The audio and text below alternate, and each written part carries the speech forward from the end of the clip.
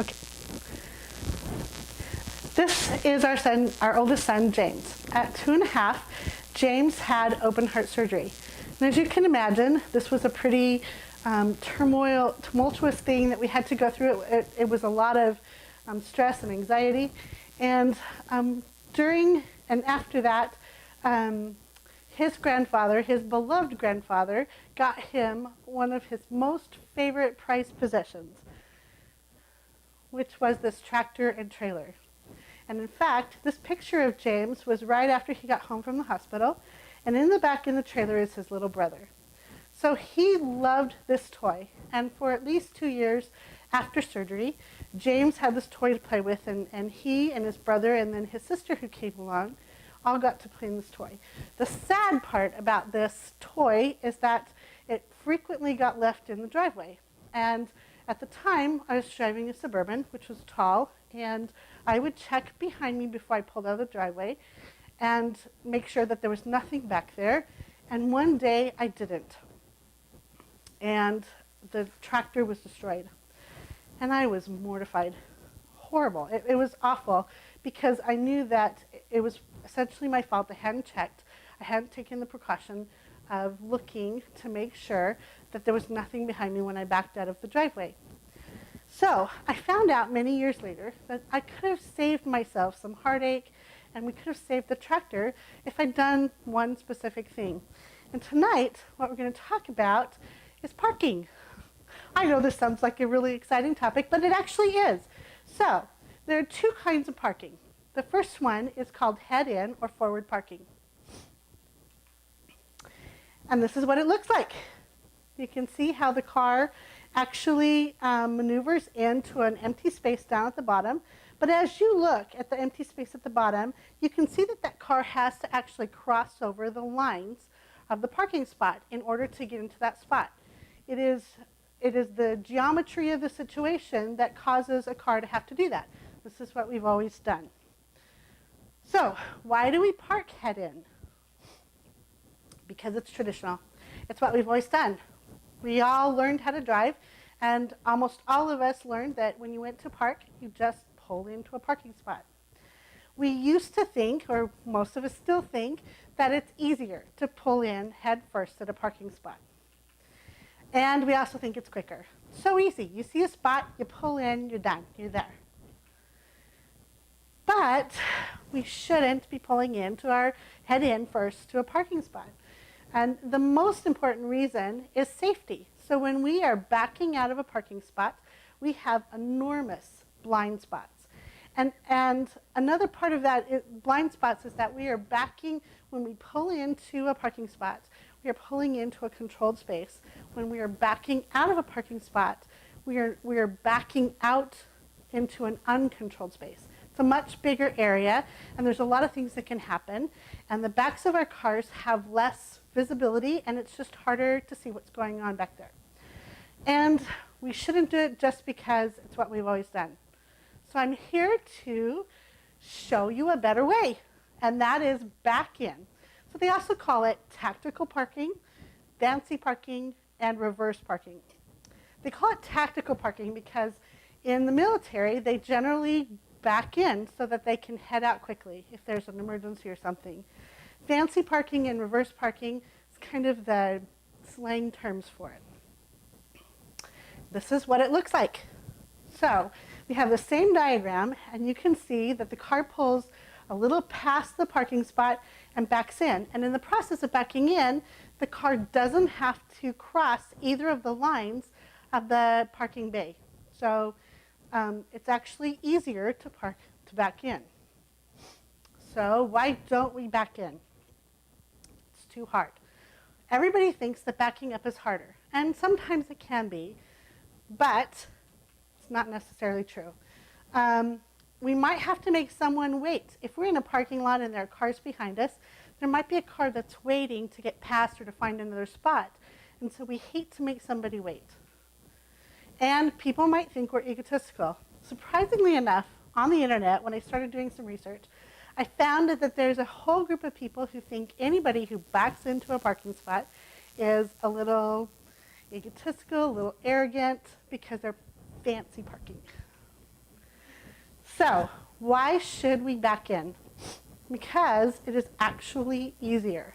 So I talked a little bit about pulling into a controlled space. When we are backing in, it's the same idea. We are backing in to a parking spot. It is a controlled area. It's a smaller area that we have to actually back into. If you park head in and you back out into an uncontrolled area. When you're backing in, you also pass the spot. You make sure that there's nothing there, like grocery carts or whatever. And so when you're backing in, you've already scanned a relatively small area that you have to back into. And it is much safer for everyone if we back in to a parking spot. So here's the safety. In November 2008, the National Highway Transportation Safety Administration put out a report for what they called non-traffic backovers. For all vehicles that had injuries and fatalities, these were the numbers. For all vehicles that were involved in a backover, there were 221 fatalities and 14,000 injuries. So then they took out the passenger vehicles. And these are the numbers for passenger vehicles. The difference is really staggering because passenger vehicles would be anything that the general public would ride in. So what they've taken out essentially are commercial vehicles.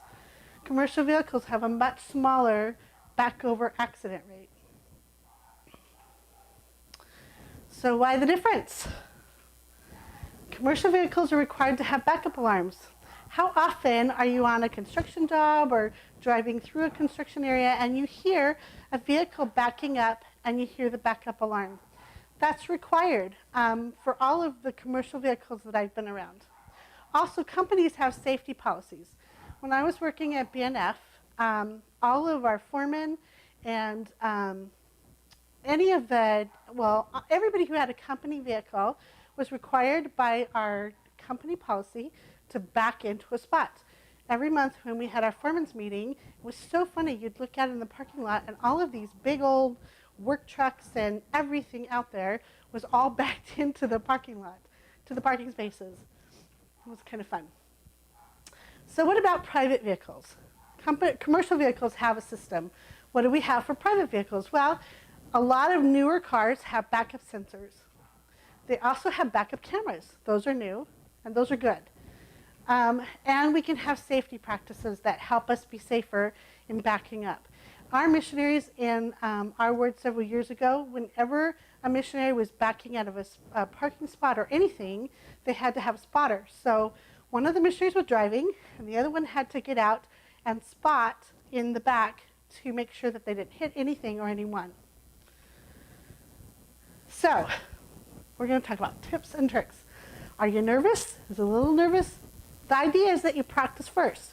So here's a really interesting tip that I hadn't thought of, but that I've learned since then, is that a grocery cart is set up in the same way a car is. The front wheels of a grocery cart are movable and turn with the cart. The wheels in the back of the cart are set in place, and they don't turn, just like the wheels of a car. So if you think about when you were in the grocery store last time, and there was a lot of people, and maybe you were in Costco where the carts are a little bit bigger, and you're trying to make a turn, it's sometimes hard to make the turn, and you'll actually have to pick up your cart to get it around a corner because the turn is tight. If you were to do that same maneuver with that grocery cart backwards, it would be easier to make that turn. So it's just you don't actually have to do it, but it's a way to visualize and think about what it takes to back up. There is a really cool, fun website called fancyparking.com. And they came up with 5 generally accepted techniques for backing in. Now, I want to say right at the beginning, I don't endorse any of these. I just am showing you what they've done, but this is what they have. So the first one is the classic fancy. This is the way we commonly think of backing into a spot. In the A section, you can see you pull past the parking spot, and then in B, you can see that you back your car into the X. For those who are comfortable with this technique and might want to step it up a little bit, this is what fancyparking.com suggests. To spin the bottle. Okay, so maybe this isn't real, but this is something that they talked about with a straight face, at least on the website. The idea is that you go 75 or 80 miles an hour through the parking lot, hit the X, and then make a quick turn by turning your steering wheel so that you could back in to your spot. Now that one's not for me. The next one was was that a space? We've all done that. You're driving through the parking lot, you've gone past the space, you realize, oh my gosh, I just passed the space. So you can see in the B that you back up to get into that spot. For those of us who are a little newer at fancy parking, this is the fancy parking light, where you actually do the drive-through. You have 2 spaces open, you pull through, and there you are. You fancy parked without having to back up at all. The last one. You can see this one would take someone a little bit of effort and work to make this one actually work for them, but that's what they had. Okay, so what now? What do we do? You try it. I want to challenge you all to the next time you get into a parking lot to try it. Just do it. Just make the effort to try it and to be safer on the road. And that's it.